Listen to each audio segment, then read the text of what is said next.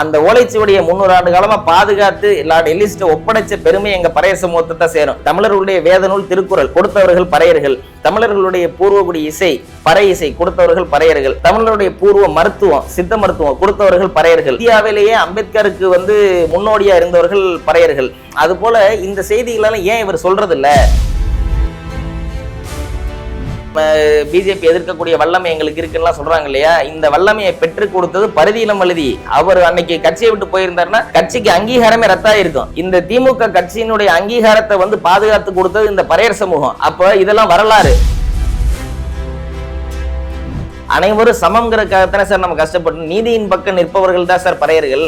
அப்ப இந்த நீதியின் பக்கம் தான் நான் நிக்க முடியும். ராஜீவ்காந்தி மறவரா குறவரான்னு எனக்கு தெரியாது. ஒரு வழக்கறிஞர் தாக்கப்படுறாரு, தாக்கப்பட்டதுக்கு பின்னாடி தான் அவர் மறவருங்கிறது தெரியுது. பாபாசாஹேப் அம்பேத்கர் அவர்கள் என்ன சொல்லியிருக்காரு, இந்து மதத்தில் இருந்து கொண்டே தீண்டாமையை தவிர்க்க முடியவில்லை என்று சொல்வதும், மலக்கூடையை தலையில் வைத்துக் கொண்டு நாற்றம் அடிக்கிறது என்று சொல்வதும் சமம்னு சொல்லியிருக்காரு. எவ்வளவு பெரிய ஸ்காலரு, எவ்வளவு படித்தவர், எப்படி ஒரு மோசமான ஒரு உதாரணத்தை சொல்லியிருக்காரு பாருங்க. அப்ப எவ்வளவு வலி அவருக்கு இருந்திருக்கும். விடுதலை சிறுத்தை கட்சியினுடைய தத்துவம் என்ன? சாதி ஒழிப்பே மக்கள் விடுதலை. போற மேடை எல்லா மேடையிலையும் சொல்லுவாரு சாதி ஒழிப்பே மக்கள் விடுதலை, சாதி ஒழிப்பே மக்கள் விடுதலை. ஜிடி நாயுடுக்கு ஏன்னா ஜிடி நாயுடுன்னு பேர் வச்சாங்க பாலத்துக்கு, கோயம்புத்தூர் பாலத்துலன்னு பிரஸ் மீட்டை கேட்கறாங்க. அது நாயுடு என்பது சாதி பேர் இல்ல, அவர் அப்படியே மக்கள் அடையாளம் கண்டு விட்டார்கள், அதை அப்படியே இருக்கட்டும் அப்படின்னு சொல்லி அப்படியே சமாளிக்கிறாப்புல. அப்ப நீ அங்கேயும் சொல்லணும்ல, நியாயமான தலைவரா இருந்தா நாயுடு என்பது சாதி பேருங்க, அது என்னங்க வைக்கிறது, அவருடைய உண்மையான பேரை வைங்க. தூய்மையான தமிழ் தேசியத்தை பேசினா அயோத்தியாச பண்டிதர் ரெட்டைமலை சீனிவாசனை பேஸ் பண்ணி அரசியல் பண்ணுங்க, அம்பேத்கரை விட்டுருங்க. அப்ப அம்பேத்கரை ஏத்துக்கிட்டீங்கன்னா சென்ட்ரல் கவர்மெண்ட் ஏத்துக்கிறங்க. காங்கிரஸ் உடைய அலையன்ஸ்ல நீங்க இருக்கிறீங்க, அப்ப சென்ட்ரல் கவர்மெண்ட் பத்தி பேசுங்க. பேசினா ரிபப்ளிக் பார்ட்டியை பத்தி பேசுங்க, பேசினா பகுஜன் சமாஜை பத்தி பேசுங்க. அவன் சென்ட்ரல்ல பிஜேபி நேரடி எதிர்க்கிறான்ல சார், திமுகவோட சேர்ந்து பேக்டோர் வழியா ஏன் போறீங்க? நேரடியா வாங்க.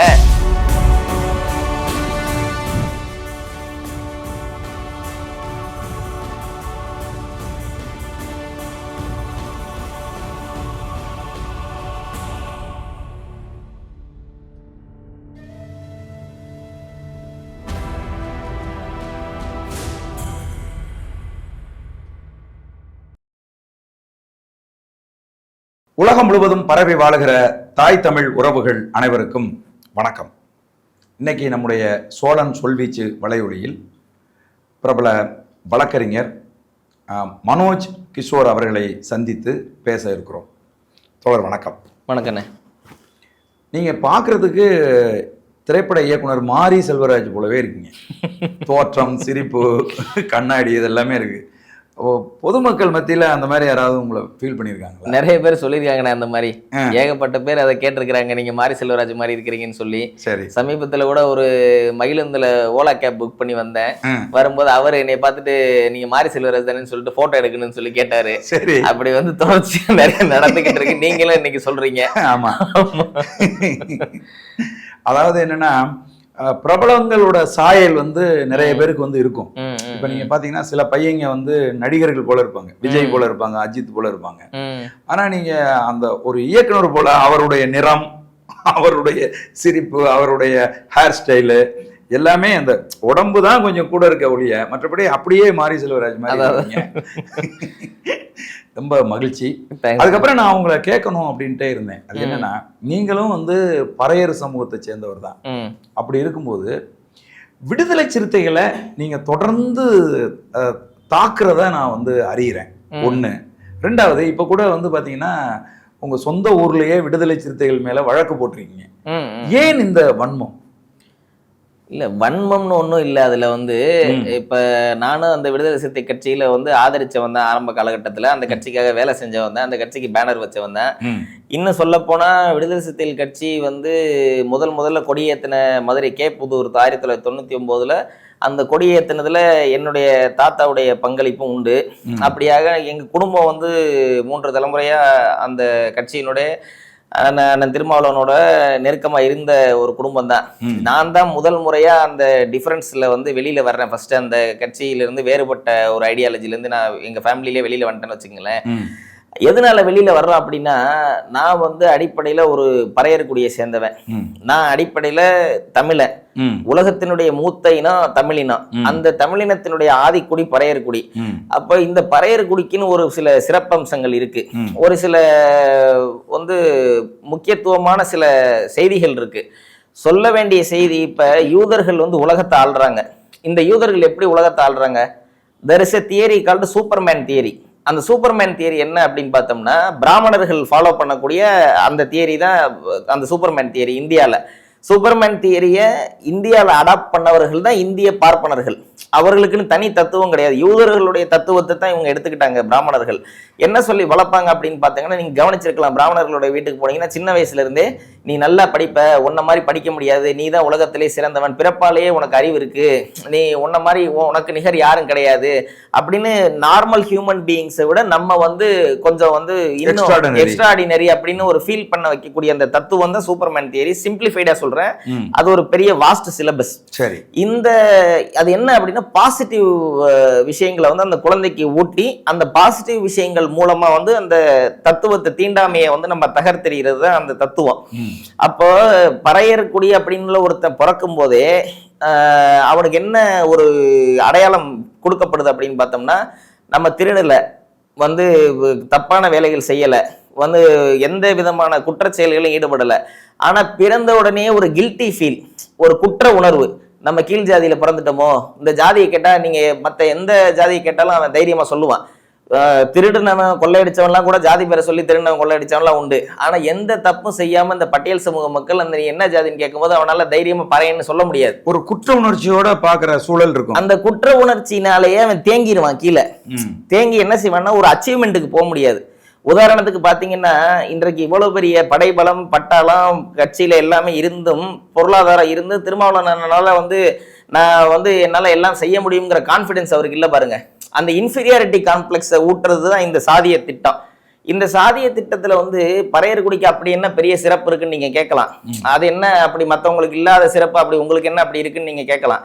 இந்த தமிழ் இனத்துக்குன்னு ஒரு இசை இருக்கு. அந்த இசை வந்து பறை இசை. அந்த இசை வந்து பறையர்குடியினுடைய இசை. இந்த இசையை முதல்ல இசைத்தவர்கள் பறையர்கள். இந்த தமிழ் இனத்துக்குன்னு ஒரு மருத்துவம் இருக்கு, சித்த மருத்துவம். அந்த சித்த மருத்துவத்துக்கு கலைஞர் கருணாநிதி அவர்களால தாம்பரம் சானிட்டோரியத்தில் வச்சு பேர் வைக்கப்பட்ட அயோத்திதாச பண்டிதர் சிறப்பு மருத்துவமனைன்னு சொல்லி இன்னைக்கு தாம்பரம் சானிட்டோரியத்தில் இருக்கு. அந்த சித்த மருத்துவத்தினுடைய தலைமை அறிவை வந்து மீட்டு உருவாக்கம் செஞ்சு இந்த தமிழ் சமூகத்துக்கு மீண்டும் கொடுத்தவர் பண்டிதர் அயோத்திதாசர். இந்த தமிழ் சமூகத்துல பாபா சாஹேப் அம்பேத்கர் அவர்கள் வந்து முடிவெடுக்கிறாரு, புத்த மதம் தான் எங்களுடைய பூர்வ மதம்னு சொல்லி. அம்பேத்கர் அவர்கள் முடிவெடுக்கிறதுக்கு பல 100 ஆண்டுகளுக்கு முன்பே அயோத்திதாச பண்டிதர் தான் இதை காண்பித்து கொடுத்தவர், தமிழர், இந்த பறையர்குடியை சேர்ந்தவர். அதே போல பாபா சாஹேப் அம்பேத்கர் அவர்கள் முதல்ல உருவாக்கின கட்சி அப்படின்னு பார்த்தோம்னா இண்டிபெண்டன்ட் லேபர் பார்ட்டி. அந்த பார்ட்டி தான் அவர் ஃபர்ஸ்ட் 1920களில் தொடங்குறாரு. அதற்கு பின்பு 1930களில் வந்து SC/ST ஃபெடரேஷனை மாத்துறாரு. அதற்கு பின்னாடி வந்து ரிபப்ளிக் பார்ட்டி ஆஃப் இந்தியான்னு 1949ல மாத்துறாரு. அந்த ரிபப்ளிக் பார்ட்டி ஆஃப் இந்தியால தந்தை சிவராஜ், சென்னை மாகாணத்தை சேர்ந்த தந்தை சிவராஜ் அவர்கள் தான் தலைவர், நேஷனல் பிரசிடென்டா இருந்தவர், தேசிய தலைவர். அந்த ரிபப்ளிக் பார்ட்டி ஆஃப் இந்தியாவுடைய ஃபர்ஸ்ட் லீடர், நேஷனல் லீடர் வந்து இதே பறையர் சமூகத்தை சேர்ந்த தந்தை சிவராஜ். தாத்தா ரெட்டமலை சீனிவாசன் அவர்கள் அப்பவே திவான் பகதூர் ராவ் பகதூர் பட்டம் வாங்கினவர். அப்ப இன்றைக்கு இருக்கக்கூடிய இசைஞானி இளையராஜா, இந்த கர்நாடக சங்கீதம் பிராமணர்களுக்கு தான் வரும், எங்களை போல யாரும் கிடையாது, நாங்க தண்ணியில மூழ்கி வந்து சங்கீதம் படிச்ச சரிகம பதனி சொன்னவன்லாம் எந்த காலேஜ்லயும் போய் படிக்கல இளையராஜா. எங்கேயும் போய் அவர் வந்து மியூசிக் காலேஜ்ல போய் சேரல. பண்ணைபுரத்துல இருந்து ஒரு ஹார்மோனிய பெட்டியோட வந்தவர். இன்னைக்கு இந்த சமூகத்தை ஆண்ட காட்டலையா இந்த இசை, அந்த அவருக்கு வந்த இசை யாருக்கும் வரல. அப்ப இன்னைக்கு இயக்குனர் ரஞ்சித் அவர்கள் இந்த சமூகத்துல பல ஆண்டு காலமா சொல்ல முடியாத பல விஷயங்கள், அவர் வந்ததுக்கு பின்னாடி ஒரு இயக்கத்துல ஒரு புரட்சியை ஏற்படுத்துறாரு, சினிமா இயக்கத்துல. பறையர்களுடைய திறமை என்பது ஒரு தனித்த திறமை. இந்த மற்ற சமூகத்தை விட ஒரு அறிவு சமூகம். இன்னும் சொல்லணும்னா இந்த தமிழ் சமூகத்தினுடைய வேத நூல் திருக்குறள், இந்த திருக்குறள் வந்து எங்கிருந்து வந்துச்சுன்னு யாருக்குமே சொல்ல மாட்டாங்க. நீங்க கவனிச்சு பார்த்திருந்தீங்கன்னா எந்த அரசியல்வாதியும் அதை சொல்ல மாட்டாங்க. திருவள்ளுவர்னு சொல்லுவாங்க. இன்றைக்கு பட்டியல் சமூகத்துல வந்து பறையர்களுடைய பிரிவுல 108 பிரிவு இருக்கு. அதுல வள்ளுவ பறையர்னு ஒரு பிரிவு இருக்கு. வள்ளுவர்னு ஒரு தனி சாதி வந்து SC/ST சாதியில வந்து இருக்கு, நம்ம அட்டவணை சமூகத்துல இருக்கு. இந்த திருக்குறள் இந்த தமிழ் சமூகத்துக்கு கிடைத்ததுக்கு காரணம் இந்த பறையர் சமூகம். இதை பத்தி அண்ணன் திருமாவளவன் அவர்கள் எங்கேயுமே சொல்ல மாட்டார். என்ன விஷயம் அப்படின்னு கேட்டீங்கன்னா, பண்டிதர் அயோத்திதாசன் சொன்னேன் இல்லையா, அவருடைய அப்பா இருக்கிறார் கந்தப்பனார் அப்படின்னு சொல்லி. அந்த கந்தப்பர் வந்து லார்ட் எல்லிஸ் இருக்கிற மவுண்ட் பேட்டனுக்கு முன்னாடி கந்தப்ப பட்லர். பட்லர், கரெக்டா சொன்னீங்க. அவர் வந்து லார்ட் எல்லிஸ் அவர்கள்ட்ட வேலை செய்யறாரு. அந்த வேலை செய்யும் போது எங்க வீட்டுல வந்து இந்த மாதிரி ஒரு நல்ல சிறந்த கருத்துக்களுடைய ஓலைச்சுவடிகள் இருக்கு, அந்த ஓலைச்சுவடியை வந்து உங்கள்ட்ட நான் தர்றேன்னு சொல்லி கொடுக்குறாரு. லார்ட் எல்லிஸ் அதை படிச்சு பார்த்துட்டு இந்த மாதிரி அருமையான விஷயம்லாம் இதுல இருக்கேன்னு சொல்லிட்டு 7 லாங்குவேஜ்ல அதை வந்து மொழிபெயர்த்து வெள்ளைக்காரன் வெளியிடுறான். இந்த திருக்குறளை வெளியிட்டு இந்த தமிழ் சமூகத்துக்கு கிடைக்குது. அப்ப பனை ஓலையில் எழுதப்பட்ட ஒரு செய்தி பல ஆண்டு காலமா பராமரிச்சு வந்து 300 ஆண்டுகள் பழமையான ஒரு ஓலைச்சுவடி ஒரு பறையர் வீட்டுல இருந்து, அயோத்திதாச பண்டிதர் வீட்டுல இருந்து ஒரு பிரிட்டிஷ்காரனுக்கு கிடைச்சு அந்த பிரிட்டிஷ்காரன் மொழிபெயர்த்து தர்றான். இந்த நான் என்ன கிளைம் பண்றேன் அப்படின்னா, பறையர் சமூகம் தான் இந்த திருக்குலத்தோர்னு சொல்லுவாங்க, எங்களுக்கு இன்னொரு பேரு. இந்த திருக்குறளை உருவாக்கி கொடுத்ததே இந்த பறையர் சமூகம் தான். ஆனா சில பேர் என்ன சொல்றாங்க, அயோத்திதாச பண்டிதருடைய அப்பா கொடுத்துட்டாருங்கிறதுக்காகவே நீங்க தான் எழுதுனீங்கன்னு எப்படி சொல்றீங்கன்னு கேட்கறாங்க.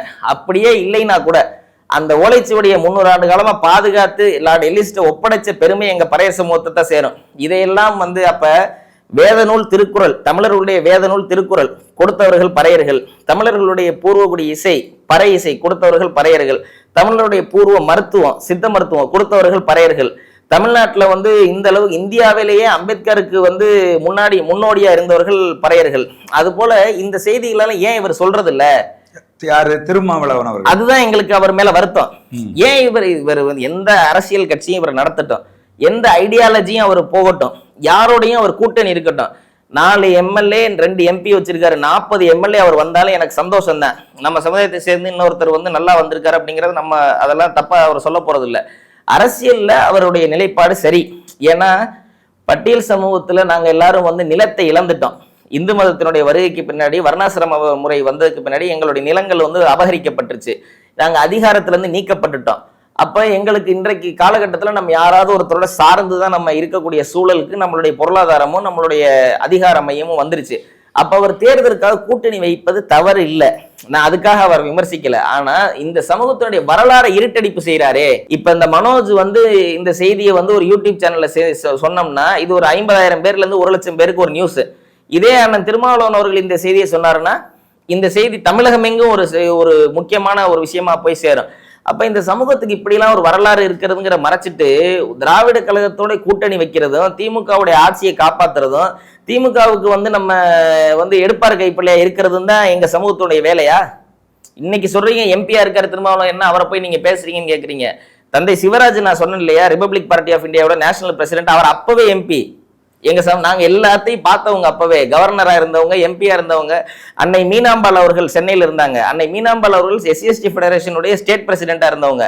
அவங்கள வந்து பாபாசாஹேப் அம்பேத்கர் அவர்களே நேரில் வந்து பார்த்துட்டு என்னுடைய தங்கைன்னு சொல்லி வீட்டுக்கு போய் பார்த்துட்டு வரக்கூடிய அளவுக்குலாம் இருந்தாங்க. சத்யவாணி முத்துன்னு இருந்தாங்க. சத்யவாணி முத்தம்மா பேர்ல தான் இன்னைக்கு SVM நகர்னு சொல்லி கலைஞர் கருணாநிதி அவர்கள் தான் அந்த பேரையும் வச்சாரு. SM நகர் அந்த பேரையும் கருணாநிதி அவர்கள் தான் வச்சாரு.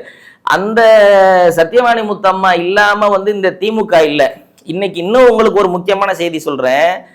கலைஞர் கருணாநிதி அவர்கள் 91ல வந்து எலெக்ஷன்ல வந்து என்ன ஆகிறார் அப்படின்னு பாத்தீங்கன்னா, திமுகல வந்து 2 பேர் தான் ஜெயிக்கிறாங்க.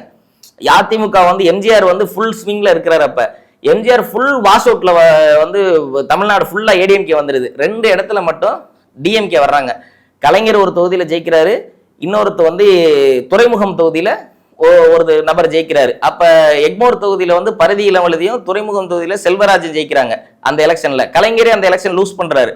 அப்ப என்ன ஆகுது அப்படின்னு பார்த்தோம்னா, அந்த இவர் துறைமுகம் தொகுதியில ஜெயிச்சார் இல்லையா, அவர் வந்து கட்சியை விட்டு போயிடுறாரு. யாரோட போயிடுறாரு அப்படின்னு கேட்டோம்னா, அண்ணன் வைகோ அவர்கள், மதிமுக கட்சியினுடைய நிறுவனர் அவர், திமுகவோட மாறுபட்ட கருத்துல வெளியில வருது, மறுமலர்ச்சி திராவிட முன்னேற்ற கழகம் உருவாக்குறாரு இல்லையா. அப்ப வந்து இவரோட அவர் போயிடுறாரு, இருந்த ஒரு MLA. அன்றைய தினம் மட்டும் இன்றைக்கு சொல்றாங்க வந்து பிஜேபியை வந்து நாங்க தான் எதிர்க்கிறோம், திமுக வந்து ஒரு மாபெரும் கட்சி, நாங்க வந்து பிஜேபி எதிர்க்கக்கூடிய வல்லமை எங்களுக்கு இருக்குன்னு சொல்றாங்க இல்லையா. இந்த வல்லமையை பெற்றுக் கொடுத்தது பரிதி இளவழுதி. அவர் அன்னைக்கு கட்சியை விட்டு போயிருந்தாருன்னா கட்சிக்கு அங்கீகாரமே ரத்தாயிருக்கும். இந்த திமுக கட்சியினுடைய அங்கீகாரத்தை வந்து பாதுகாத்து கொடுத்தது இந்த பறையர் சமூகம். அப்ப இதெல்லாம் வரலாறு. அந்த நேரத்துல பரிதி இளவழுதி அவர்களுக்கு கடுமையான நெருக்கடி, அவரால் இருக்க முடியல. அந்த ஒரு MLA நம்ம எப்படியாவது எடுத்துட்டோம்னா, ADMK அவ்வளவு தூரம் பண்றாங்க, ப்ரெஷர் கொடுக்கும் போது அவர் எங்க போறாரு அப்படின்னு பார்த்தோம்னா, சாத்தை பாக்யராஜ் அவர்கள் அது அகில இந்திய ஆயுத பறையர் பேரவனுடைய நிறுவனரும் மற்றும் மக்கள் தேசம் கட்சியினுடைய மறைந்த தலைவர் சாத்திய பாக்கியராஜிட்ட பாதுகாப்பு கேட்டு அவரு வந்து ஒரு பேச்சுவார்த்தை நடந்த அடிப்படையில சாத்திய பாக்கியராஜ் அவர்கள் பல பேரை கூட வச்சு திமுகவினுடைய உதவியோட அட் த சேம் டைம் இந்த சமுதாயத்தோட ஹெல்ப்போட அவரு அந்த எம்எல்ஏ ஹாஸ்டல் இன்னைக்கு செக்ரட்டேரியட் இருக்கு, அந்த இடத்துல பழைய செக்ரட்டேரியட் இருந்து இப்போ ஹாஸ்பிட்டல்ல மாறி இருக்கு இல்லையா, அந்த இடத்துல எம்எல்ஏ ஹாஸ்டல் இருந்துச்சு முதல்ல. அந்த எம்எல்ஏ ஹாஸ்டல்ல வச்சு அண்ணன் ஆசை தம்பி இன்றைக்கு மக்கள் தேசம் கட்சியினுடைய தலைவரும் அன்னைக்கு அவரோட கூட இருந்து அவரை பாதுகாத்து இந்த திமுக கட்சியை பாதுகாத்து கொடுத்தோம். அப்ப இதையெல்லாம் பத்தி நம்ம சொல்ல முடியுமா இன்னைக்கு? இப்ப அண்ணன் அவர் சொல்றாரு, என்ன சொல்றாரு, நாங்க 44 நாங்க வந்து 4 எம்எல்ஏ 2 எம்பி இருக்கோம், அரசியலுக்கு வந்துட்டா எல்லா அதிகாரம் கிடைச்சுன்னு சொல்றாங்க. எங்களுக்கு ஏற்கனவே அண்ணல் அம்பேத்கர் அவர்கள் 44 தொகுதி ரிசர்வ் தொகுதி கொடுத்துட்டாரு. எந்த ரூலிங் பார்ட்டி வந்தாலும் எஸ்சி தானே 44 தொகுதியில் இருக்க போறோம். அப்ப எதுக்கு தனியா ஒரு கட்சி? இந்த 44 எம்எல்ஏ செய்யாததை இந்த 4 எம்எல்ஏ என்ன செய்ய போறாங்க? இல்ல அதனால நீங்க விசிக எதிர்க்கிறீங்களா? விசிகாவை நான் எதிர்க்கல. விசிகா வந்து தவறான பாதையில செல்ல ஆரம்பிச்சிருச்சு. பல்வேறு உதாரணங்கள் நம்ம பார்த்துக்கிட்டு இருக்கோம். வழக்கறிஞர் ராஜீவ்காந்தியினுடைய விஷயத்தை பார்த்தோம். கன்னியாகுமரியில வந்து பொல்யூஷன் கண்ட்ரோல் போர்டு தலைவர் பாரதி என்னாச்சு அது? அவங்க வந்து ஒரு லேடியா இருக்கிறாங்க, ஒரு பொல்யூஷன் கண்ட்ரோல் போர்ட்ல ஒரு டிஸ்ட்ரிக்ட் போஸ்டிங்ல இருக்கிறாங்க, ஹையஸ்ட் அத்தாரிட்டியா இருக்கிறாங்க. அவங்க ஒரு பேக்கரியில வந்து ஒரு பேக்கரி நடத்துறாரு, விடுதலை சிறுத்தை கட்சியை சேர்ந்த ஒரு நபர் பேக்கரி நடத்துறாரு. அப்போ பேக்கரி நடத்தும் போது அந்த பேக்கரியில ஒரு சின்ன இஷ்யூ. அதுக்காக என்ன செய்யறாங்க, உனக்கு கரண்ட் கனெக்ஷனை கட் பண்ண போறோம், லைசன்ஸ் ரத்து பண்ண போறோம்னு சொல்லி ஆனால் ப்ராப்பரா சட்டப்படி என்னமோ செய்யறாங்க. அதுக்கு இவங்க பல பேர் பொலிட்டிக்கல் மூவ்மெண்ட் அது இதெல்லாம் வச்சு பிரஸ் பண்ணாங்க. அந்த அம்மா நேர்மையான அம்மா. அப்ப என்ன செஞ்சிடறாங்க, பேருக்கு ஏத்த மாதிரி, பாரதிங்கிற பேருக்கு ஏத்த மாதிரி அவங்க நேர்மையா நடந்துக்கிறாங்க. அப்ப என்ன ஆகி போயிருது, இவங்க வந்து அதை இது பண்ணி ஒரு 3-4 பேர் மட்டும் தனியா நின்று ஒரு மீட்டிங் போட்டு அந்த அம்மா வந்து நாயின்னு சொல்லி பேசி தகாத வார்த்தைகள்ல பேசி பொது வெளியில மைக் போட்டு பெர்மிஷன் வாங்கி பப்ளிக்ல பேசுறாங்க, விடுதலை சிறுத்தை கொடியை வச்சுக்கிட்டு. அப்ப பேசி அந்த அம்மா யாருன்னு கடைசியில பார்த்தோம்னா அண்ணன் உதயகுமார், கூடங்குளம் அணுமின் நிலையம் போராட்டம் சுப உதயகுமார் அண்ணனுடைய உடன் பிறந்த சகோதரியா இருக்கிறாங்க. அப்ப உதயகுமார் அண்ணன்லாம் தமிழ் சமூகத்துக்கு எவ்வளவு போராடி இருக்காரு. அவர் சொந்த வீட்லயா பிரச்சனை, அவர் அணுமின் நிலையத்துக்கு அவருக்கு என்ன பிரச்சனை இருக்கு, அவர் வீட்லயா வந்து அணுமின் நிலையம் வச்சாங்க, மக்களுக்காண்டி போராடினாரு, எவ்வளவு கஷ்டப்பட. அப்ப அவர்லாம் ஒரு சமுதாய தியாகி, அவரை நம்ம மதிக்கணுமா வேண்டாமா? அவங்க குடும்பத்துலதான் அவங்க இருக்கிறாங்கன்றது உனக்கு தெரிய வேண்டாமா? சரி ரைட்டு, தெரியாம கூட நீ செஞ்சுட்ட, கூப்பிட்டு சார் ஐயா தெரியாம நடந்து போச்சுனே, அண்ணன் திரும்ப நினைச்சிருந்தா உதயகுமாரன் பேசி அண்ணன் தெரியாம நடந்து போச்சு, என் கட்சிக்காரங்க தெரியாம செஞ்சுட்டாங்க, கட்சியில ஒழுங்கு நடவடிக்கை எடுத்திருக்கோம், இது மாதிரி பண்ணிட்டோம்னு சொன்னா முடிஞ்சு போச்சு. பட் இவர் அதை பார்த்துக்கிட்டு பேசாம இருக்கிறாரு. ராஜீவ்காந்தி விஷயத்துல எப்படி அடிச்சது வந்து எப்படின்னா, தலைவர் வர்றாரு, அவர் வரும்போது ஒருத்தர் நடுவுல வந்தா எந்த தலைவர் வந்தாலும் அடிக்கத்தான் செய்வாங்க. அடிக்கிறதுங்கிறது நான் என்கரேஜ் பண்ணல, பட் இது நேச்சுரலா இந்த சமூகத்துல உள்ளது. சில விஷயங்கள்லாம் நம்ம ரொம்ப டெமோக்ராட்டிக்கா நம்ம போக முடியாது, சில விஷயங்கள் அப்படி நடக்கும். அவனை அங்கே அடிச்சதோட அப்புறப்படுத்தி இருக்கலாம். இவ்வளவு பேர் நம்ம இருக்கிறோம், ஒரு ஆள் தான் இருக்கிறாப்ல ராஜீவ்காந்தி, அவரை நகர்த்தி தள்ளி வச்சுட்டு ஒரு 4 பேர் சேர்ந்துப்பா தள்ளுப்பா அப்படின்னு சொல்லிட்டு தலைவர் வண்டி போட்டோம் சொல்லிட்டு என்னப்பா மேட்டர் என்னன்னு கேட்டிருக்கலாம் அவரை. அப்ப அவர் தீவிரவாதி, அவர் RSS காரர், அவர் பிஜேபியினுடைய கைக்கூலி, அவர் வந்து சாதி வெறியர்னு சொல்றாங்கல்ல, இங்கதான் பிரச்சனை வருது. இந்த பிரச்சனையை தப்ப செஞ்சிடறாங்க, ஃபர்ஸ்ட் அடிச்சிடுறாங்க. அடிச்சுட்டு மறுபடியும் ஒரு ஃபால்ஸ் ப்ரொக்ளமேஷன் பண்றாங்க, தவறான ஒரு பரப்புரை. அவர் ராஜீவ்காந்தி மேல ஒரு அபியூசிவ் ஐடென்டிட்டியை கொண்டு வராங்க. கொண்டு வந்து என்ன சொல்றாங்க, ராஜீவ்காந்தி RSS கைக்கூலின்னு சொன்னீங்கல்ல, எல்லாரும் சேர்ந்து 500 வழக்கறிஞர்கள் சேர்ந்து நீங்க வந்து ஊர்வலம் வச்சீங்கல்ல, ஏதாவது ஒரு ப்ரூஃப் இதுவரை கொடுக்க முடிஞ்சா? ராஜீவ்காந்தி RSS காரன்னு சொல்றதுக்கோ, அவன் வந்து சங்கின்னு சொல்றதுக்கோ, அண்ணாமலை சொல்லி அனுப்புனாருன்னு சொல்றதுக்கோ இதுவரை என்ன ப்ரூஃப் கொடுக்க முடிஞ்சு? சரி, ராஜீவ்காந்தி உங்க தலைவரை கொலை செய்ய வந்துட்டாருன்னு சொல்லி பேசுறாரு. இந்த நான் என்ன கேக்குறேன், ராஜீவ்காந்தி வந்து ஆப்பநாட்டு மறவர்கள் அவரை உரிமை கொண்டாடுறாங்க, அவர் ஒரு மறவர் சமூகத்தை சேர்ந்தவர் அப்படின்னு சொல்றாங்க. பறையர் சமூகத்தை சேர்ந்த நீங்க திருமாவளவனுக்கு எதிராக இவ்வளவு ஸ்ட்ராங்கா பேசுறீங்களே, மறவர் சமூகத்தை ஆதரிச்சு என்ன காரணம்? சார், நம்ம ஒரு விஷயத்தை அடிப்படையில் புரிஞ்சுக்கணும். பறையர்கள் என்பவர்கள் யார்? நேர்மையின் பக்கம் நிற்கக்கூடியவர்கள், நீதியின் பக்கம் நிற்கக்கூடியவர்கள், நியாயத்தின் பக்கம் நிற்கக்கூடியவர்கள் தான் பறையர்கள். நாங்கள் வந்து தவறான வழியில் நாங்கள் போயிருந்தா எப்படியோ நம்ம சம்பாரிச்சிருக்கலாம், எந்தெந்த அதிகாரத்துக்கும் நாங்கள் வந்திருக்கலாம். நாங்கள் ஏன் இன்ற வரைக்கும் இந்த கஷ்டப்படுறோம்? தர்மத்தின் பக்கம் தான் சார் நிற்கிறோம். வர்ணாசிரம தர்மம் வரும்போது நான் அதை ஏற்றுக்கிட்டு, இந்து மதத்தை ஏற்றுக்கிட்டு, ஆமா பண்ண அடிமை தான், நீ எந்த வேணா பண்ணிட்டு போ, பிராமணர் வந்துட்டு போ, நீ யார் வேணா வந்துட்டு போன்னு நான் சொல்லியிருந்தேன். நான் என் புத்த மதத்துக்காகத்தானே கஷ்டப்பட்டேன். அனைவரும் சமம்ங்கிறதுக்காகத்தானே சார் நம்ம கஷ்டப்பட்டோம். நீதியின் பக்கம் நிற்பவர்கள் தான் சார் பறையர்கள். அப்ப இந்த நீதியின் பக்கம் தான் நான் நிற்க முடியும். ராஜீவ்காந்தி மறவரா குறவரான்னு எனக்கு தெரியாது. ஒரு வழக்கறிஞர் வந்து தாக்கப்படுறாரு. தாக்கப்பட்டதுக்கு பின்னாடி தான் அவர் மறவருங்கிறது தெரியுது. அப்ப எங்க தலைவரை கொலை செய்ய வந்துட்டாங்கன்னா இளஞ்சிறுத்தை எழுச்சி பாசறையுடைய மாநில இல்ல துணை செயலாளர் நினைக்கிறேன் சங்கத்தமிழன் அப்படின்றவர் நேற்று ரெட்பிக்ஸ்ல ஒரு பேசுறாரு. பேசி என்ன சொல்றாரு, எங்க தலைவரை கொலை முயற்சி செய்து விட்டார்கள் சொல்றாரு. நான் என்ன கேட்கிறேன், கொலை முயற்சி வந்து ஒரு ஃபோர்டு எண்டேவர் கார்ல வந்து ஒரு ஓசி 2 வீலரை வாங்கிட்டு வந்து ஒரே ஒரு மனுஷன் வந்து இடிச்சு எஸ்கார்ட் போலீஸ் இருக்கும்போது, இத்தனை கன்மேன் கூட இருக்கும்போது ஒரு வக்கீல் வந்து உங்க தலைவர் வண்டியில வந்து இடிச்சிட்டாங்கன்னு சொல்றீங்களா, சரி ரைட்டு, ஒரு அசாசினேஷன் பிளாட் நடந்திருக்கு நம்ம ஒரு இமேஜின் பண்ணிக்குவோம், சேஃப் ஃபார் அன் எக்ஸாம்பிள், நம்ம அதை கன்சிடர் பண்ணுவோம், அவருடைய வாதத்தையும் கன்சிடர் பண்ணுவோம். கன்சிடர் பண்ணோம்னா ராஜீவ்காந்தி கையில இருந்து என்ன பொருள் எடுத்த, அவரை கொண்டு போய் வந்து பார் கவுன்சில வச்சு அடிச்சா, போலீஸ் ஸ்டேஷனுக்கு கூட்டிட்டு போனீங்க, போலீஸ் எக்ஸாமின் பண்ணாங்க, அடுத்து ஸ்டான்லி மெடிக்கல் ஹாஸ்பிட்டல் போனாரு, அங்கேயும் அவர் டாக்டர்ஸ் செக்அப் பண்ணாங்கல்ல, அவர் என்ன பெட்ரோல் வெடிகுண்டு வச்சிருந்தாரா, கத்தி வச்சிருந்தாரா, இல்ல வந்து 9mm பிஸ்டல் வச்சிருந்தாரா, அவர்கிட்ட என்ன ஆயுதங்கள் இருந்துச்சு, அவர் அப்படி சரி ஆசைப்படி சொல்ற போற வேற ஏதாவது செருப்பு எடுத்து அடிச்சிருவாரு கூட நீங்க கிளைம் பண்ணாங்க. அவர் அன்னைக்கு ஷூ போட்டுருக்கிறாப்புல, சரி ரைட்டு ஷூவை கலட்டிடுவாருன்னு சொன்னா கூட அந்த மாதிரி ஒரு ஆக்ஷனே அவர் பண்ணல. அப்ப கொலை செய்ய திட்டமிட்டு இருந்த ராஜீவ்காந்தி முதல் நபராக அந்த வண்டியை வாகனத்தை நிறுத்தி இருந்தா அடுத்தடுத்த நபர்கள்ல ஏதாச்சும் ட்ரை பண்ணிருக்கணும்ல அந்த இடத்துல. சார் பேசிக்கான கான்செப்ட் சார், ஒரு அடி முட்டால் கூட ஒரு மீட்டிங் நடந்துகிட்டு இருக்கு, 500 வழக்கறிஞர்கள் திரண்டிருக்கிறாங்க. அன்னைக்கு உச்சநீதிமன்ற நீதியரசர் BR கவாய் அவர்கள் மீது ஒரு சனாதன சங்கி செருப்படுத்தி வீசினான். அவனை கண்டிச்சு தான் இந்த மீட்டிங் நடக்குது. அவன் தான் ஒரிஜினலான சங்கி. ஏன் அப்படின்னா அவன் செருப்பையும் வீசிட்டு நான் மன்னிப்பு கேட்க மாட்டேன், கடவுள் சொல்லித்தான் நான் வீசினோம்லாம் சொல்றேன்.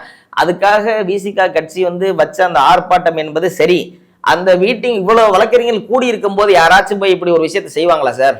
கொலை முயற்சி செய்யறது எப்ப அவர் தனியா வருவாரோ, எப்ப பாதுகாவலர் இல்லாம வருவோ, தமிழ்நாட்டில் அப்படி பல தலைவர்கள் வந்து கொலை செய்யப்பட்டிருக்கிறாங்க. இப்ப பூண்டி கலைச்செல்வம் அவருடைய இதெல்லாம் நம்ம பார்த்தோம்னா, இதெல்லாம் ஒரு மணல்மேடு சங்க அந்த வரலாறுல நம்ம படிச்சு பார்த்தோம்னா, அதே மாதிரி சேலத்துல வந்து ஸ்டீல் ரவியினுடைய கொலையை பார்த்தோம்னா, இப்படி பல பேர் நல்லா, புதுக்கோட்டை முத்துக்குமார் அவர்களுடைய கொலையை பார்த்தோம்னா செல்வாக்கா இருந்த நபர்கள் வந்து கொலையெல்லாம் செய்யப்பட்டிருக்கிறாங்க. செய்ய மாட்டாங்கன்னு நான் சொல்லலை. பட் ராஜீவ்காந்தி வந்து அந்த கிளைமுக்கு வந்து அவர் பொருந்துறாரா?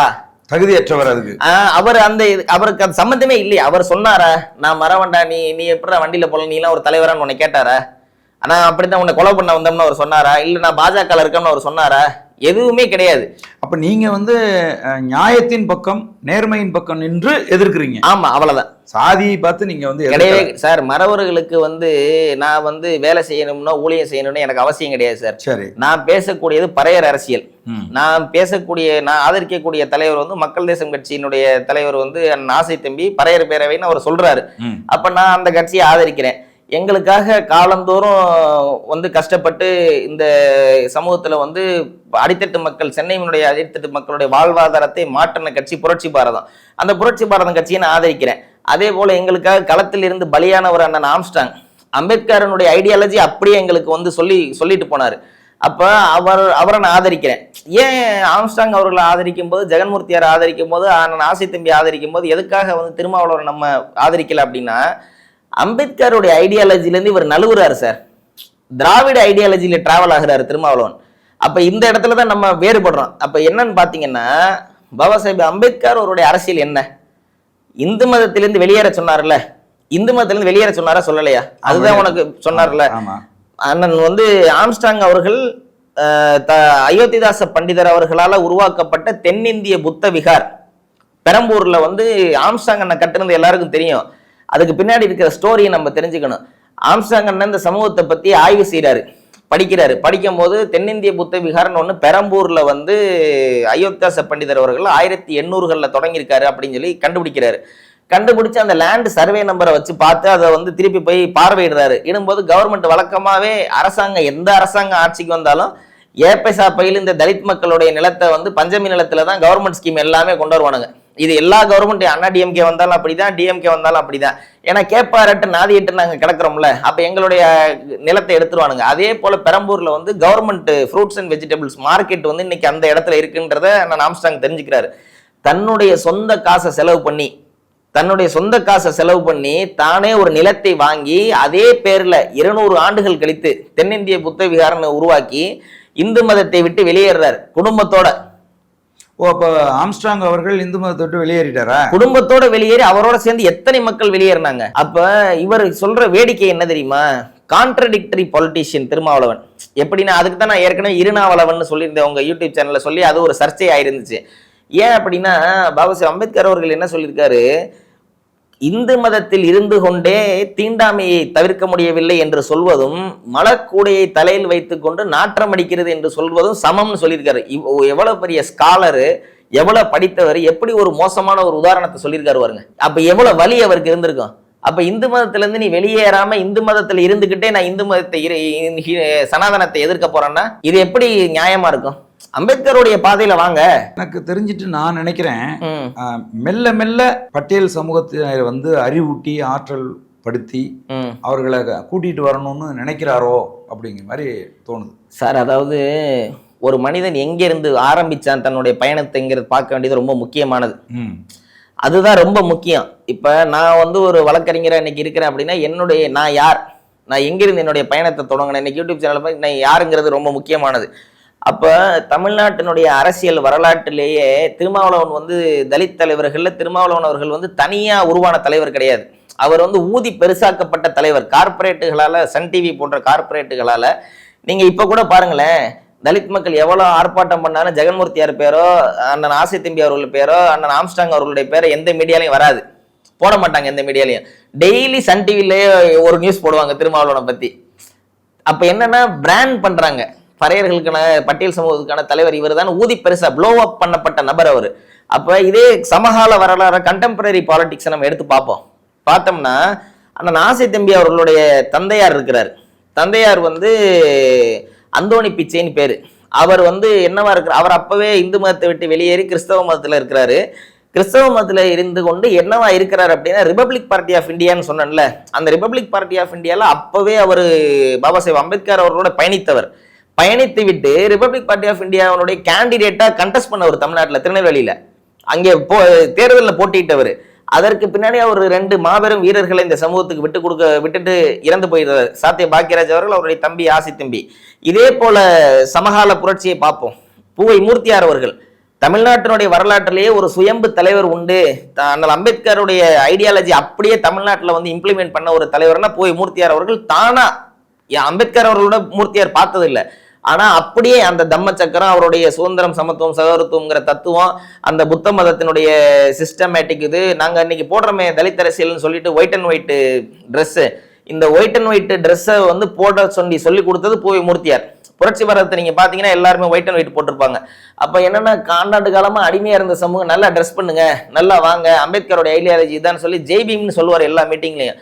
ஆனா வன்னியரசு அவர்கள் என்ன சொல்றாரு, தலித் அரசியல்னு சொல்றீங்க, வன்னியரசு என்ன சொல்றாரு, நாங்க ஜெய்பீம்லாம் சொல்ல மாட்டோம், அது வடநாட்டு சொல்லு. அப்ப நாங்க எப்படி அதை சொல்ல முடியும்னா, உன்னுடைய அரசியல் என்ன, நீ யாருக்கான ஆள்? அம்பேத்கர் அவர்களை ஃபாலோ பண்ண மாட்டீங்க. நீங்க என்ன கவனிச்சு பாத்தீங்கன்னா, நீங்க வன்னியரசு அவர்கள் பெயரை குறிப்பிடுறதுனால இன்னொரு கேள்வி உங்கள்கிட்ட கேட்க வேண்டியிருக்கு. என்னன்னா, இமானுவேல் சேகரன் அவர்களுடைய கொலை வழக்கில் அந்த காலத்திலேயே விசாரணை செய்து முத்துராமலிங்க தேவர் அவர்களுக்கும் அதுக்கும் சம்பந்தம் இல்லைன்னு விடுதலை செய்யப்பட்டார் அவர். ஆனால் வன்னியரசு அவர்கள் திரும்ப திரும்ப அவர் வந்து குற்றவாளி, அவர் ஒரு கொலை குற்றவாளி, இமானுவேல் சேகரன் அவர்களை கொலை செய்தது முத்துராமலிங்க தேவர் அவர்கள்னு கொலை குற்றம் சுமத்திக்கிட்டே இருக்காங்க. ஆனால் அதுல இந்த ஆண்டு ஒரு பெரிய மாற்றம் நடந்திருக்கு. அது என்னன்னா, விடுதலை சிறுத்தைகள் இந்த ஆண்டு ஐயா முத்துராமலிங்க தேவர் அவர்களுக்கு நினைவேந்தல் நிகழ்வு சுவரொட்டிகள் வந்து ஒட்டியிருக்காங்க, பதாகைகள் வச்சிருக்காங்க. இந்த மாற்றத்தை நீங்க எப்படி பாக்குறீங்க? அதாவது இது வந்து அந்த வழக்கு தியாகி இமானுவேல் சேகரனார் அவருடைய வழக்கம் ஐயா முத்துராமலிங்க தேவர் அவர்கள் சம்பந்தப்பட்ட வழக்குள்ள நான் போக விரும்பல. ஏன்னா அது ஒரு சென்சேஷனலான சப்ஜெக்ட். அதுல சில உண்மைகளும் எனக்கு தெரியும். அதை இந்த நேர்காணல்ல நான் சொல்ல வேண்டாம்னு நினைக்கிறேன். அப்ப அதை நம்ம கடந்துருவோம். இதுல இந்த முறை விடுதலை சிறுத்தைகள் வந்து என்னைக்கும் இல்லாத அக்கறை வந்து முத்துராமலிங்க தேவர் வர்றது எப்படி, அவர்கள் மேல வர்றது எப்படின்னா, இந்த ஆடு நடந்துச்சுன்னு ஓனாய் அழுதுச்சான், அந்த மாதிரி கதை இந்த கதை. என்னன்னா, சென்னை மாநகராட்சியில வச்சு ஒரு அப்பாவி ராஜீவ்காந்தியை அடிச்சுட்டு மீடியாவுக்கு வேணா ராஜீவ்காந்தி பிஜேபி ஆளு RSS ஆளுன்னு நீங்க ஒரு 1000 பேரை கூப்பிட்டு நீங்க பிரகடனம் பண்ணிடலாம். ராஜீவ்காந்தியோட சொந்தக்காரனுக்கு தெரியும்ல, ராஜீவ்காந்தி சாதிக்காரனுக்கு தெரியும்ல, அதை ஒண்ணும் செய்யலைங்கிறது எங்கள் மாதிரி வழக்கறிஞருக்கு தெரியும்ல. சார் நீங்க நல்லா கவனிச்சு பாருங்க, ராஜீவ்காந்தியினுடைய விஷயத்துல உண்மையிலே ராஜீவ்காந்தி அப்படி சாதிய உணர்வோடையோ இல்ல சாதிய பின்புலத்தோடையோ மதத்தினுடைய பின்புலத்தோடையோ திருமாவளவனுடைய காரம் மறிச்சிருந்தா நானே சேர்ந்து அடிப்பேன். அப்ப அதெல்லாம் நடக்கல. நானும் தான் சேர்ந்து அடிச்சிருப்பேன், உண்மையை தான் சொல்றேன். அப்ப அதுவே நடக்காத ஒரு விஷயத்தை ஏன் வந்து அப்படி நீங்க வந்து பிரகடனப்படுத்தி ஒரு அப்பாவிய குற்றவாளிங்கிற ஒரு இதுக்கு கொண்டு போயிட்டீங்க. நீங்க இப்ப என்ன சொல்ல வர்றீங்க தோழர்? அதாவது ராஜீவ்காந்தி என்கிற மறவர் சமூகத்தை சேர்ந்தவரை இவர்கள் அடித்து விட்டார்கள், இவங்க வந்து நீதிக்கு புறம்பா அவரை தண்டிச்சிட்டாங்க அப்படிங்கிறதுனால ஒரு சமரச போக்க உருவாக்கணுங்கிறதுக்காக முத்துராமலிங்க தேவர் நிகழ்வை முன்னெடுக்கிறாங்க. அதுதான் நான் அதே இருநாவலவன் நான் சொல்லியிருந்தேன் இல்லையா, அதுக்கு என்ன விளக்கம்னா, விடுதலை சிறுத்தை கட்சியினுடைய தத்துவம் என்ன? சாதி ஒழிப்பே மக்கள் விடுதலை. போற மேடை எல்லா மேடையிலையும் சொல்லுவாரு, சாதி ஒழிப்பே மக்கள் விடுதலை, சாதி ஒழிப்பே மக்கள் விடுதலை. ஜிடி நாயுடுக்கு ஏன்னா ஜிடி நாயுடுன்னு பேர் வச்சாங்க பாலத்துக்கு, கோயம்புத்தூர் பாலத்துலன்னு பிரஸ் மீட்ல கேக்குறாங்க.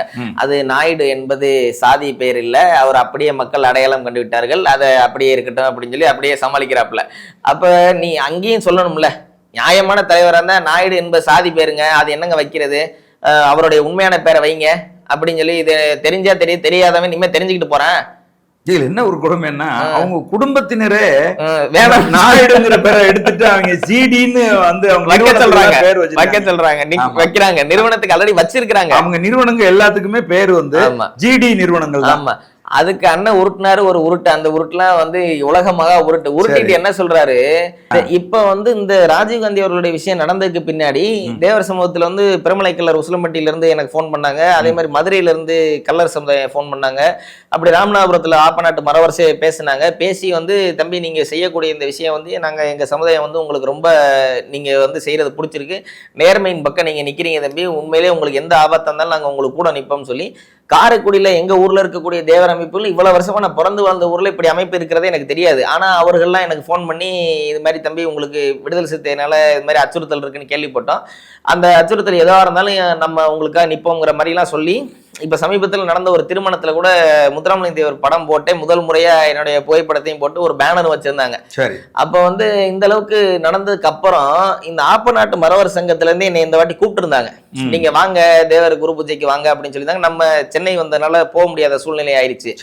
ஆனா அழைப்பே இல்ல, அலையா விருந்தாளியா இவர் போற இடத்துல வந்து யாரு வந்து அண்ணன் திருமாவளவன் அவர்கள் கூப்பிட்டது, நீங்க வாங்க குரு பூஜைக்கு வாங்கன்னு யாரு கூப்பிட்டா?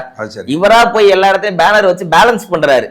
ராஜீவ்காந்தியை அடிச்சுட்டு வந்து இந்த பக்கம் முத்துராமலிங்க தேவர் அவர்கள் பேலன்ஸ், சரி வைங்க, அது கூட ஒரு அரசியல் ஏத்துக்குருவோம். உங்க தத்துவம் சாதி ஒழிப்பே மக்கள் விடுதலைன்னு சொன்னீங்கல்ல, முத்துராமலிங்க தேவரின் நிகழ்ச்சின்னு வைங்க, இல்ல முத்துராமலிங்கம் அவர்களின்னு சொல்லி வைங்க, இல்ல வந்து வேற ஏதாச்சும் கூட நீங்க வைக்கலாம். தேவர் திருமகனார்னு வைக்கிறாங்க பேனர். தேவர் திருமகனாருங்கிறது சாதி பேரு தானே. அப்ப அந்த சாதியை நீ ஒழிக்க மாட்டியா? நாயுடு ஜிடி நாயுடுங்கிறது ஜாதி பேரு தானே, அந்த ஜாதியை ஒழிக்க மாட்டீங்களா? அப்ப நீங்க வந்து சமீபத்துல நடந்த தேர்தல், துணை ஜனாதிபதி தேர்தல் நடந்துச்சு, நீங்க பாத்திருப்பீங்க. அதுல ஓட்டு போட்டுட்டு வந்தாரு அண்ணன் திருமாவளவன். யாருக்கு ஓட்டு போட்டீங்க? நான் வந்து சுரேந்தர் ரெட்டிக்கு போட்டேன். அப்ப ரெட்டிங்கிற ஜாதி இல்லையா சார்? இந்த நாட்டுல மகாத்மா காந்தி அவர்னு சொல்றோம்ல, மோகன்தாஸ் கரம்சந்த் தான் அவர் பேரு, காந்திங்கிறது ஜாதி. நரேந்திர மோடின்னு சொல்றோம்ல, நரேந்திராங்கிறது பேரு, மோடிங்கிறது ஜாதி. அப்ப எந்த ஜாதியை நம்ம ஒழிக்க முடிச்சு இது வரைக்கும்? சுஷ்மா ஸ்வராஜ்ங்கிறது ஒரு ஜாதி, அப்ப வந்து மம்தா பானர்ஜிங்கிறது ஒரு ஜாதி. அப்ப எந்த ஜாதி இந்த நாட்டுல இது வரைக்கும் நம்ம ஒழிக்க முடிஞ்சு? இந்தியா இப்ப நீங்க நான் கேட்கிறேன், முத்துராமலிங்க தேவர் பேனர் வச்சிங்கல்ல, நீங்க வந்து ஜாதி ஒழிப்பே மக்கள் விடுதலைன்னு சொல்லிட்டு முத்துராமலிங்கத்துக்கு வந்து குரு பூஜை வாழ்த்துன்னு வைக்க முடியுமா? ஜிடி நாயுடுகிட்ட போய் ஜிடி பாலம்னு வைங்கன்னு சொல்ல முடியுமா? இதெல்லாம் ஒழிக்க முடியாத அண்ணன் திருமாவளவன் ஏன் எங்க சாதியை மட்டும் ஒழிக்கிறாரு? எங்களுடைய பூர்வக்குடி பறையர் சாதியை மட்டும் எப்படி ஏன் ஒழிக்கிறார்? எங்க சாதியுடைய வரலாறே பேச மாட்டாரு, எங்க சாதியினுடைய மகத்துவத்தை சொல்ல மாட்டாரு, எங்களுடைய அரசியலை பத்தி பேச மாட்டாரு. திட்டமிட்டு நாங்க தாழ்த்தப்பட்டவர்கள், நாம வந்து நம்ம ஒண்ணும் இல்லாத போயிட்டோம், நான் ஓட்டாண்டிக்கு பிறந்தவன், நான் கோமணம் கட்டிக்கிட்டு இருந்தேன் எப்ப அப்படின்னு சொல்லி பேசுறாரு மேடையில. அப்ப இவர் வேணா அப்படி பிறந்திருக்கலாம், இவர் ஓட்டாண்டிக்கு பிறந்தவரா இருக்கலாம், இவர் கோமணம் கட்டிக்கிட்டு இருந்திருக்கலாம், இவர் வந்து எருமை மேய்ச்சல் ஏதோ ஒன்று கூட சொன்னாருன்னு நினைக்கிற ஒரு மேடையில, அது மாதிரிலாம் இவர் இருந்திருக்கலாம். நான்லாம் அப்படிப்பட்ட குடும்பம் கிடையாது. எங்க தாத்தாவே வந்து டிஆர்ஓவா இருந்தவர், இப்போ எங்க அப்பா வந்து பேங்க் மேனேஜரா இருந்தவர், நான் ஒரு ஹைகோர்ட் பிராக்டிசிங் அட்வொகேட், நான் வந்து I have done my BTech in information technology also. அப்போ நான் வந்து போயிட்டு நான் ஓட்டாண்டிக்கு பிறந்தவன் சொல்ல முடியுமா?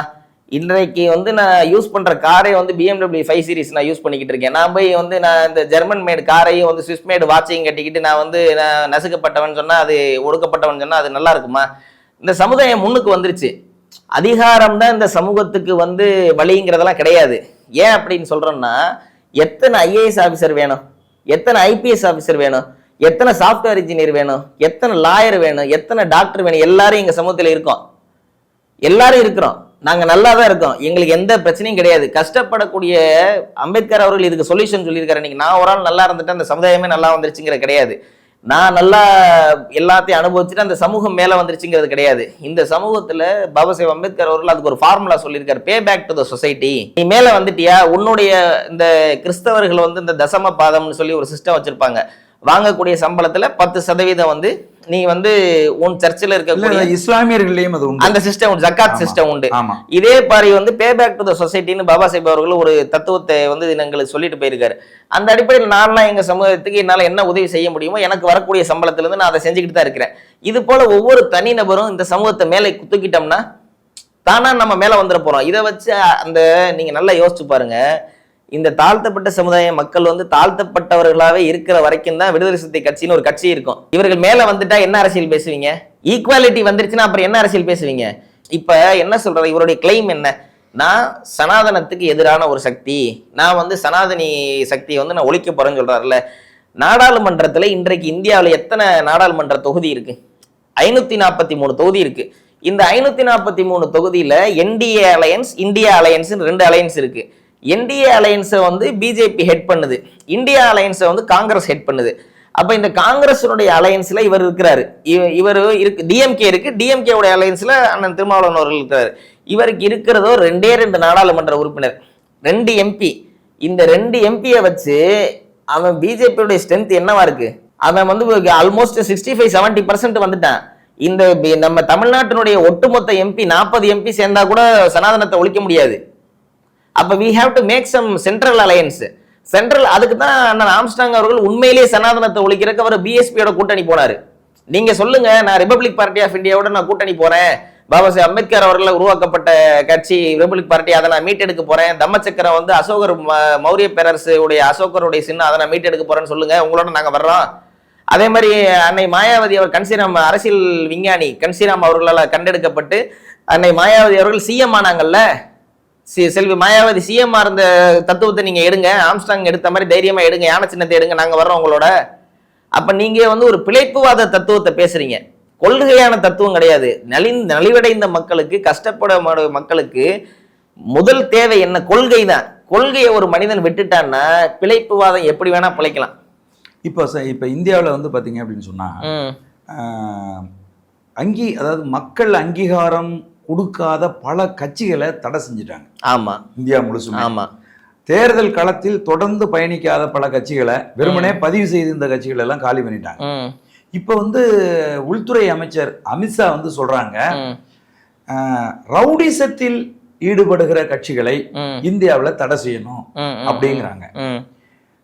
இப்ப நீங்க வந்து பாத்தீங்கன்னா ஏர்போர்ட் மூர்த்தி அவர்களை வந்து டிஜிபி அலுவலக வாசல்ல வச்சு தாக்கியது, பார் கவுன்சிலுக்குள்ள வச்சு ஒரு வழக்கறிஞர் ராஜீவ்காந்தி அவர்களை தாக்கியது அப்படின்னு சொல்லி தொடர்ந்து இந்த மாதிரி வன்முறை செயல்களில் ஈடுபடுற விடுதலை சிறுத்தைகள் தடை செய்யப்படுமா? அதாவது இவர் வந்து தன்னைத்தானே வந்து ப்ளோ அப் பண்ணி ஒரு விஷயத்த சொல்றாரு, நான் வந்து பிஜேபிக்கு எதிரான ஆளுன்னு இவர் சொல்லிக்கிட்டு இருக்காரு. ஆனா பிஜேபியினுடைய ஸ்ட்ரென்த்துக்கும் இன்னைக்கு அவங்க இருக்கக்கூடிய Asia's biggest funded party BJP. நம்ம உதாரணத்துக்கு நம்ம அண்ணன் லாட்ரி மார்டின் அண்ணன் இருக்காருல்ல, அவர் வந்து எலக்டோரல் ஸ்கேம்ல மாட்டினாங்க சமீபத்தில், இந்தியா ஃபுல்லா அந்த இஷ்யூ நடந்துச்சு. அப்ப பிஜேபிக்கு மட்டும் 1800 கோடி கொடுத்துருக்காரு, 1800 crores. அதே மாதிரி டிஎம்கேக்கு மட்டும் வந்து 456 crores கொடுத்துருக்காங்க, அரௌண்ட் 500 crores கொடுத்துருக்காங்க. அப்ப காங்கிரஸ் கொடுத்துருக்காங்க, முஸ்லீம் லீக் கொடுத்துருக்காங்க. அப்போ இது நம்ம கண்ணுக்கு தெரிஞ்சது. நம்மெல்லாம் 1 கோடி 2 கோடியை பார்க்கறதுக்கே வந்து நமக்கு காலம் முடிஞ்சு போற காலத்துல தான் ஒரு கவர்மெண்ட் ஆஃபீஸராக இருக்கிற ஒரு நபரால் பார்க்க முடியும். 40 ஆண்டு காலம் ஒரு அரசு அலுவலராக இருந்து வேலை செய்யறவனுக்கு தான் அந்த 1 கோடிங்கிறத பார்க்க முடியும். அப்போ ஒரே ஒரு ஃபண்டர் தான் நமக்கு தெரிஞ்ச ஒரு லாட்ரி மார்டின்னு சொல்றவர். என்ன ஒரு தகவல் சொல்றாங்க அப்படின்னா, பிஜேபியினுடைய அந்த இது இருக்குல்ல, கட்டமைப்பு இருக்குல்ல, பிஜேபி ஏன் தெரியுமா சார் வெல்றான்? ஏன் இவ்வளவு பேர் இப்ப எஸ்சி மக்கள் வந்து பிஜேபி எதிர்க்கிறோம், பிசி மக்கள் வந்து சனாதனத்தை எதிர்க்கிறோம், எம்பிசி மக்கள் வந்து பிராமணியத்தை எதிர்க்கிறோம். ஆக மொத்தத்தில் எல்லாருமே பிஜேபி ஆஸ் வெல் அஸ் த எஃப்சி கம்யூனிட்டிக்கு அகேன்ஸ்டா தான் நம்ம பேசுறோம். இதுதான் பகுஜன் பாலிடிக்ஸ். பகுஜன் அரசியல் என்பதே மார்ஜினலைஸ்டு பீப்புளுடைய நம்ம அட்மினிஸ்ட்ரேஷனுக்கு வரணுங்கிறத பகுஜன் பாலிடிக்ஸ். இதைத்தான் கண்டுபிடித்தவர் தான் மானியவர் கன்ஷிராம் ஏன் அரசியல் விஞ்ஞானின்னு சொல்றோம்னா இந்த தத்துவத்துக்கு தான். பிசி எம்பிசி எஸ்சிஐ இணைச்சு எஃப்சிக்கு அகேன்ஸ்டா ஒரு அரசியல் நிறுவுங்கன்னு சொல்றாரு. அப்ப இந்த அரசியலை வந்து பேச முடியாமல் அண்ணன் திருமாவளவன் அவர்கள் என்ன செய்யறாரு, சம்பந்தம் இல்லாம சனாதனத்தை எதிர்க்க போறோம்னு சொல்றாரு. அப்ப இதுல என்ன சிஸ்டம், நீங்க கேட்ட விஷயம் என்னன்னா, இந்த இடத்துல வந்து அந்த பிஜேபியினுடைய வெற்றிக்கு என்ன காரணம் அப்படின்னு பார்த்தோம்னா தத்துவார்த்த ரீதியா வேலை செய்யறான்.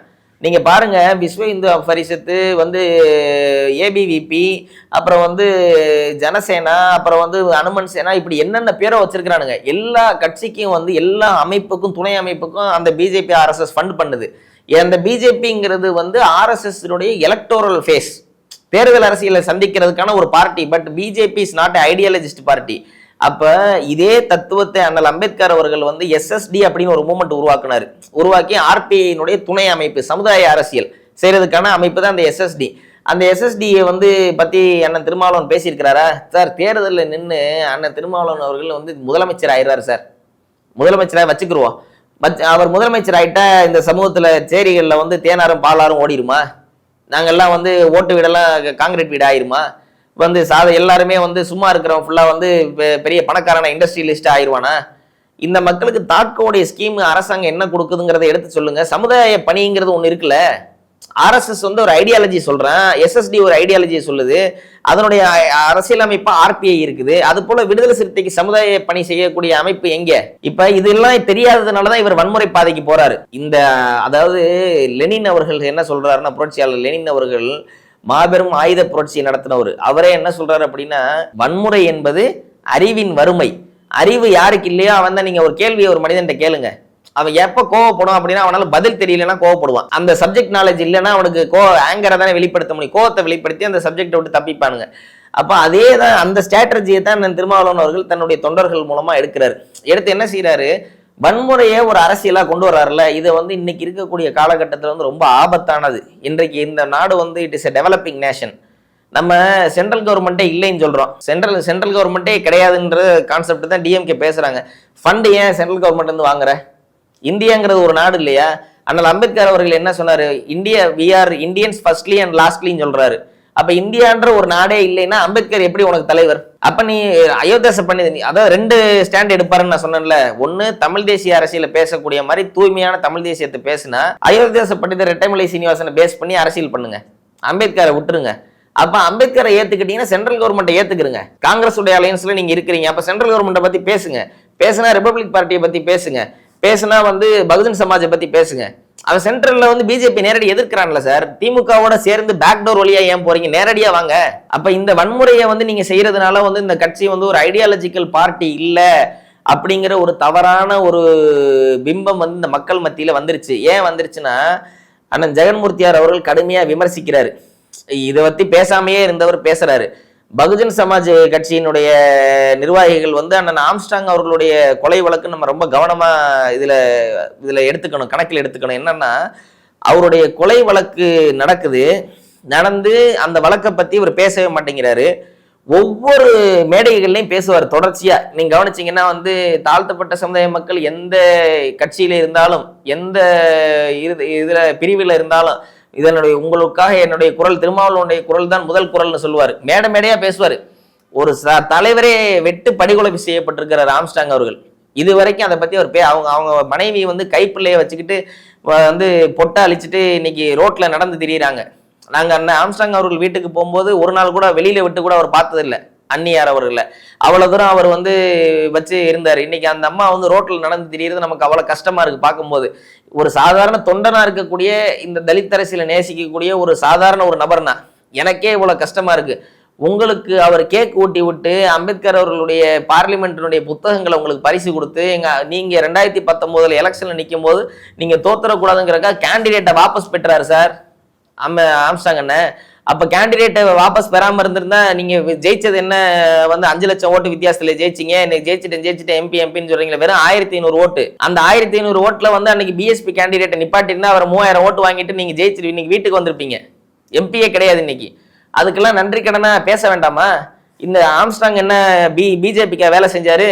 ஆம்ஸ்டாங் என்ன இந்துத்துவ கைக்கூலியா? ஆம்ஸ்ட்ராங் என்ன உங்களுக்கு எதிரான அரசியல் ஏதாச்சும் பேசினாரா? இந்த தலித் மக்களுக்காக தானே அவர் பேசினாரு. அப்ப அவருடைய சாவுக்கு பின்னாடி அவர் இன்னைக்கு இல்ல, சகோதரத்துவமா உங்களுக்கு எல்லாம் செஞ்சாரு. அப்ப நீங்க என்ன செஞ்சிருக்கணும்? ஆம்ஸ்ட்ராங் பத்தி இன்னைக்கு ஏன் திருமாவளவர்கள் பேச மறுக்கிறாரு? என்ன காரணம்? திமுகவை காப்பாத்துறவா? எதுக்கு அப்பீல் போறீங்க? சிபிஐக்கு ஒப்படைக்க சொல்லிட்டாங்க வழக்க. ஒப்படைக்க சொன்னதுக்கு அப்புறம் ஒரு டாக்குமெண்ட்டை கூட ஒப்படைக்காம இருக்கிறாங்க. பிஎஸ்பி திருவள்ளூர் மாவட்டத்துல வந்து ஆர்ப்பாட்டம் வைக்கிறாங்க. வச்சுட்டதுக்கு அப்புறம் திருப்பி செகண்ட் அப்பீல் போறாங்க. அதே மேட்டர்ல திருப்பி நாங்க கொடுக்க மாட்டோம், ஸ்டேட் கவர்மெண்ட் போலீஸை விசாரிக்கட்டும் சொல்றாங்க. இது எவ்வளவு பெரிய அயோக்கியத்தனம்! யாரை பாதுகாக்கிறதுக்கு இந்த திமுக அரசாங்கம் அண்ணன் ஆம்ஸ்ட்ராங் அவர்களுடைய கொலையை வந்து மறைக்க பாக்குது? அது சிபிஐ விசாரிச்சா உனக்கு என்ன கஷ்டம்? இதுல ரொம்ப முக்கியமான விஷயம், இப்ப கவனிக்க வேண்டிய அப்டேட் என்னன்னா, அந்த கொலை செய்யப்பட்ட நபர் A1 நாகேந்திரன் அவர்கள் வெளியில வந்து இறந்து போயிறாரு. அவருடைய பையன் அஸ்வத்தமான், அந்த அஸ்வத்தமானே வந்து இப்போ உள்ள இருந்து பெட்டிஷன் சுப்ரீம் கோர்ட்ல போட்டிருக்காரு. முந்தா நேத்து என்ன போட்டிருக்காங்க? எனக்கு சிபிஐ விசாரணை வேணும்னு சொல்றாரு. நான் கொலையே செய்யல, நானும் எங்க அப்பாவும் இந்த கொலையில எங்களுக்கு இது இல்லை, எங்களை போலீஸ் வந்து புட்டப் கேஸ் போட்டுட்டாங்க, எனக்கு வந்து இந்த கேஸ்ல சிபிஐ விசாரணை வேணும்னு அஸ்வத்தமான் கேட்கிறாரு. அப்ப நாகேந்திரனையும் முடிச்சு விட்டீங்க, ஆம்ஸ்ட்ராங்கையும் முடிச்சு விட்டீங்க. உயிரோடு இருக்க ஒரே ஒரு ஆள், இந்த கேஸ்ல விஷயம் தெரிஞ்ச ஒரு ஆளு, 2 பேரை என்கவுண்டர் பண்ணிட்டீங்க. அப்ப 2 பேரை இது வரைக்கும் பிடிக்கல. நம்ம ஸ்காட்லாந்து போலீஸுக்கு ஈக்குவலான தமிழ்நாடு போலீஸ்ன்னு பேசுறோம். திராவிட முன்னேற்ற கழக அரசாங்கத்துல வந்து எல்லாமே நம்ம வந்து சட்ட ஒழுங்கு பயங்கரமா நம்ம பாதுகாக்கிறோம். சாதாரண ஒரு நபர் அந்த மொட்டை கிருஷ்ணனும் அந்த இவன் சம்போ செந்திலும் 1.5 வருஷம் ஆச்சு இன்னைக்கு தேதி. இன்சிடென்ட் நடந்து 1.5 வருஷம் ஆச்சு சார். அவன் அல்கொய்தா தீவிரவாதியா? அவன் என்ன பிடிக்க முடியாதா? இந்த அரசாங்கத்துக்கு என்ன இந்த மொட்டை கிருஷ்ணனையும் இந்த சம்போ செந்திலை விட இந்த டிஜிபி வந்து இன்ஃப்ராஸ்ட்ரக்சர் இல்லாம இருக்காரா?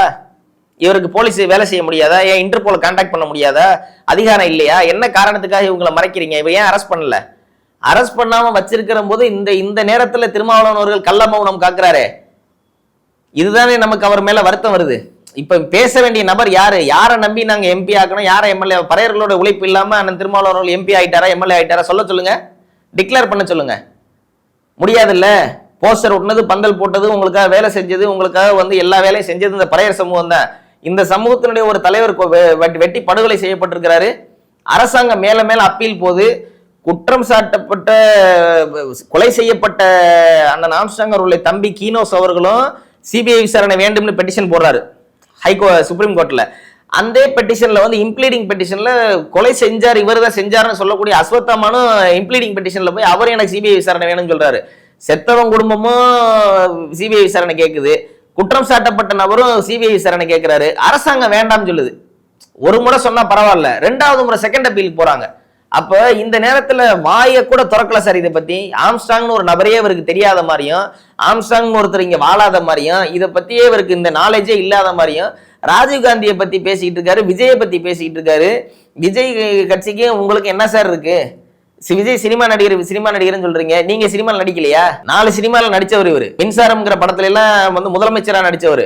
அப்ப தெரியலையா சினிமா நடிகர்னு சொல்லி? சினிமால இருந்து வந்துட்டாங்க, சினிமா கவர்ச்சியை பயன்படுத்தி விட்டார்கள். சினிமால போய் நீங்க போய் வாய்ப்பு கேட்கலையா?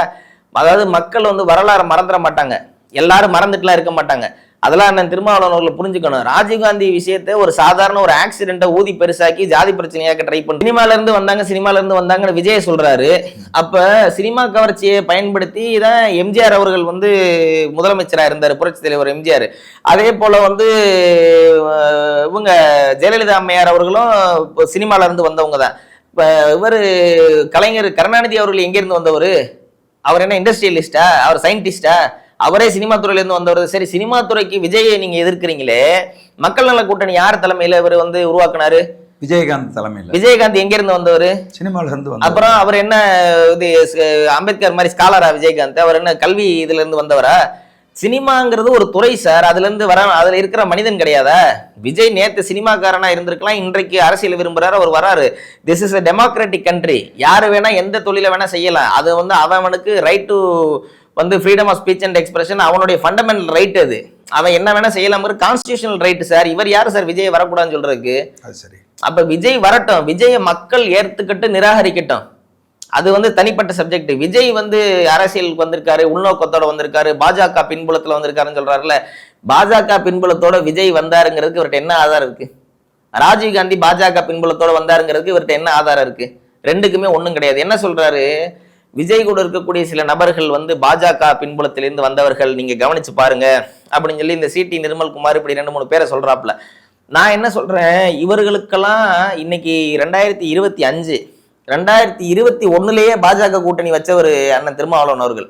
அப்ப நீங்க தான் முன்னோடி, பாஜகவால் உருவாக்கப்பட்ட முதல் நபரே இவர் தான். அப்ப இதுல என்ன ஒரு விஷயம் நீங்க கவனிக்காம அப்படின்னா, பிஜேபியினுடைய பின்புலத்துல இருந்து இவர் வர்றாருல்ல, திருமாவளவன் அவர்கள் வர்றதுனாலதான் இவருக்கு யாரை பார்த்தாலும் பிஜேபி காரனா இருக்குமோன்னு சந்தேகம் வருதோங்கிறது எனக்கு ஒரு ஐயப்பாடா இருக்கு இந்த விஷயத்துல. புரியுது. ரொம்ப ரொம்ப மகிழ்ச்சி தோழர். ரொம்ப விரிவா இன்றைக்கு சமகாலத்துல இருக்கிற பல சிக்கல்கள் குறித்து ரொம்ப விரிவா வந்து பேசுனீங்க. ரொம்ப மகிழ்ச்சி. நன்றி. நன்றி.